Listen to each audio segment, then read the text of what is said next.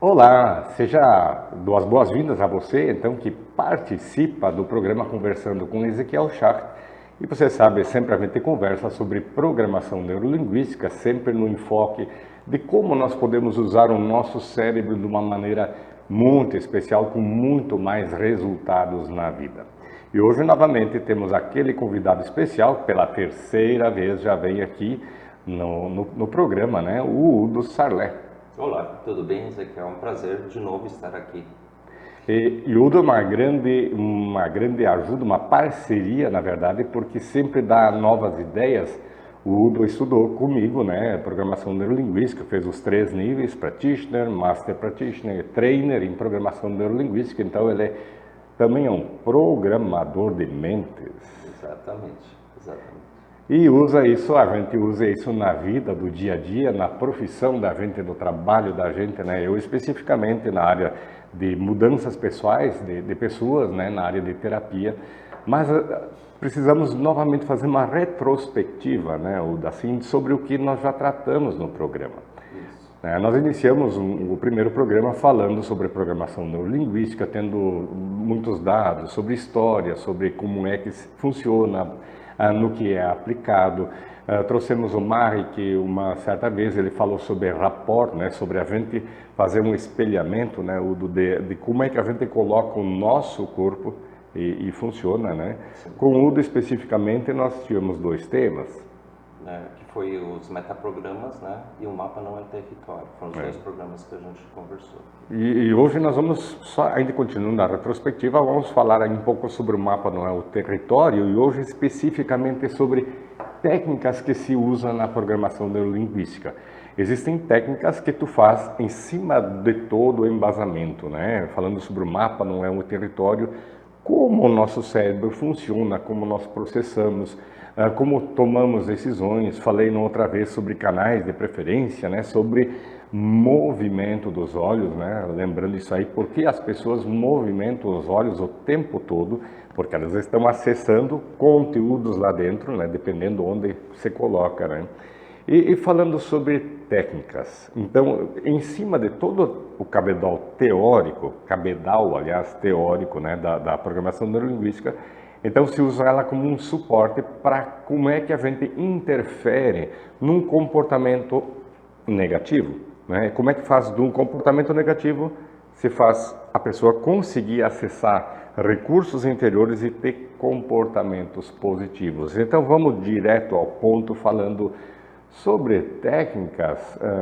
Talvez seria importante dizer assim, você sofreu com algumas técnicas aplicadas em ti e nos cursos a gente sempre, se a gente quer aprender a fazer uma técnica, a gente precisa se submeter a ela, porque aí a gente vai entender como é que vai funcionar o processo internamente para se tornar externo nos comportamentos. Técnica que talvez seja assim mais fácil perguntar, né? Técnica que você se apaixonou, que te impressionou, Udo? É importante dizer assim, Ezequiel, que é uma forma que a gente tem realmente de ser conduzido, né, como tu fosse na época em que a gente conversava bastante, né, de ser conduzido a levar a um outro comportamento, né, de como acessar essa possibilidade de mudança de comportamento. Então, uma das técnicas assim que eu uso bastante, que na época foi bastante importante, mas continuo usando no meu dia a dia, foi uma técnica bastante simples, né? Tu estás numa situação em que tu verificas o teu estado naquela situação, seja de angústia, de tristeza ou de não achar o caminho. E aí, através da técnica, tu conseguir visualizar isso, te colocando fora dessa situação. Como é que se faz isso? A gente imagina como se fosse um filme passando, né? E aí a gente se afasta e observa de uma forma bem sucinta, né? E observa o que está acontecendo, como aconteceu, né? E quais são as tuas possibilidades com os recursos que tu tens, né? Quais são as tuas possibilidades? O que tu farias melhor? Como tu acessa isso na tua mente? O que tu faria melhor para que aquela situação não se repita ou para que tu aprenda com aquela situação? Então, a questão da gente se afastar também tem, como tu mesmo disseste, tem muita relação com a questão que nós já conversamos, que o mapa não é o território, mas tu consegue enxergar melhor a realidade.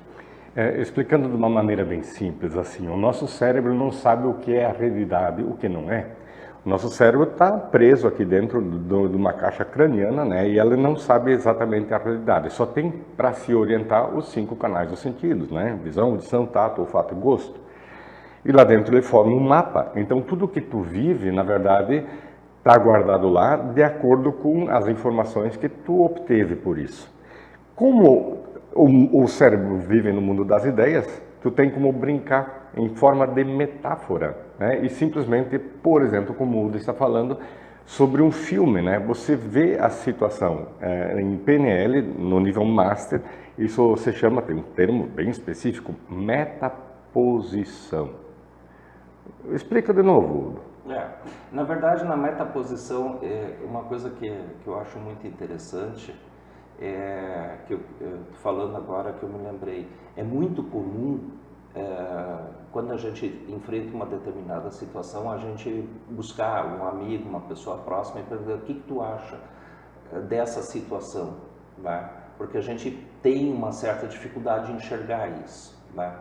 E essa é uma forma de tu te auto-resolver perante a situação, né? Então, quando tu está numa metaposição e tu está enxergando a situação que tu passou, tu está enxergando a situação que estás passando, tu começa a acessar outros níveis que conseguem fazer essas conexões de tentar buscar a solução no teu cérebro. Então, é uma posição privilegiada. E aí tu te afasta e olha, vamos dizer, esse filme, essa situação que está passando de uma forma mais isenta, o que te leva a uma proposta mais racional, diríamos assim. Como nós usamos já um exemplo no Mapa Não é o Território, naquele tema, em que 5 pessoas assistem um determinado acidente de trânsito. Cada uma das pessoas vai dar a sua versão. E vai ter 5 versões diferentes, qual é a verdadeira?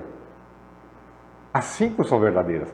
Cada um de acordo com a sua posição, vamos falar difícil, posição perceptual, de como ele está percebendo e está memorizando, está gravando, fazendo um mapa daquela situação. Então, muitas vezes nós temos limitações, né? Limitações em interpretar, porque a gente deixa fatos de lado, a gente não consegue ter uma versão clara. Quando tem 5 versões diferentes, isso tem todo um filme, vamos dizer assim, usando metáfora, um filme sobre a situação muito mais completo. Exato. É claro que